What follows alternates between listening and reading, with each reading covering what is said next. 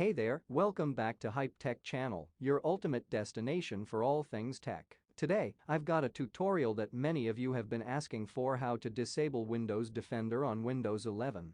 But before we dive into it, make sure you hit that like button, subscribe to my channel, and ring that notification bell so you never miss out on my latest tech guides and problem-solving tips.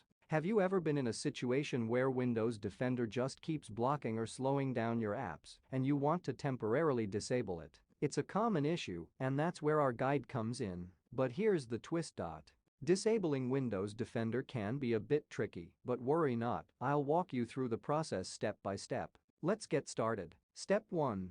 To begin, let's open the Windows Security settings. You can do this by clicking on the Windows icon in the taskbar or typing Windows Security in the search bar and hitting enter. Step 2. Once you're in Windows Security, click on Virus and Threat Protection to access the settings related to Windows Defender. Step 3. Now click on Manage Settings under the Virus and Threat Protection Settings section. Step 4. Here's the moment you've been waiting for to disable Windows Defender. Simply toggle off the real-time protection option. Problem alert again. After disabling Windows Defender, it may automatically re-enable itself after the next restart. Remember, while disabling Windows Defender can be helpful in some cases, it's essential to stay vigilant and have a reliable alternative antivirus solution.